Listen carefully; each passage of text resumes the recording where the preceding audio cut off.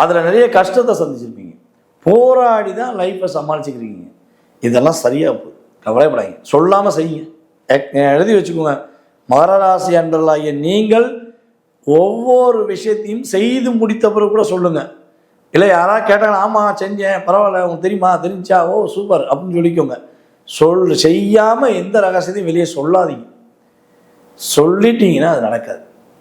ஓகேவா? இது நீங்கள் ஃபஸ்ட்டு கடைபிடிக்க வேண்டிய விஷயம். ரெண்டாவது, உங்களுடைய கனவுல மட்டும் வாழ்ந்த நீங்கள் நினைவிலும் மகிழ்ச்சியாக வாழ போகிறீங்க.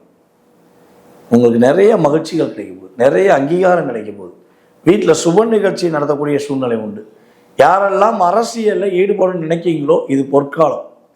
இந்த 2026 அடிப்படை உறுப்பினராக இருக்கக்கூடிய மகராசி என்பவர்கள் கூட மாவட்ட செயலராக ஒரு பதவி உயர்வு வாங்கக்கூடிய அளவுக்கு உங்களுடைய அங்கீகாரம் கிடைக்கும். மக்கள் தொடர்புங்கிறது உங்களுக்கு மிகப்பெரிய ஒரு மகிழ்ச்சியை கொடுக்கும், மாற்றத்தை கொடுக்கும், ஏற்றத்தையும் உறுதியாக கிரகங்கள் கொடுக்க போகிறது. உங்களுடைய அப்பா வழி உறவுகள் அல்லது அப்பா சார்ந்த விஷயங்கள் நீங்கள் இப்போ வரையும் எந்த ஒரு சந்தோஷத்தையும் அடைஞ்சிருக்க மாட்டீங்க. ஆனால் இந்த 2026 உங்கள் அப்பா சொத்து அங்கே இருக்குது தம்பி, உங்கள் அப்பா சொத்து இங்கே இருக்குது தம்பி அப்படின்னு சொல்லுவாங்க. உங்கள்கிட்டையும் சொல்லுவாங்க. பெண்களுக்கும் இந்த அப்பாவுடைய சொத்து கிடைப்பதற்கான பாக்கியம் உண்டு. உங்களை விட வயது குறைந்தவர்கள் உங்களை நிறைய டிஸ்டர்ப் பண்ணியிருப்பாங்க, நிறைய பிரச்சனை உண்டு பண்ணியிருப்பாங்க. கற்றுக்கிட்ட கடா மாறுகுல பாய்ச்சின்னு சொல்லுவாங்க.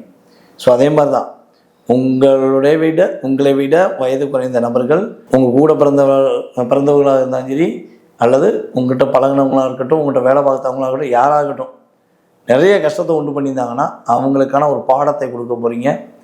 அவங்க உங்கள்கிட்ட மன்னிப்பு கேட்பாங்க, தன்னுடைய தவறை ஒத்துக்குருவாங்க, கண்டிப்பாக மாற்றுவோம்.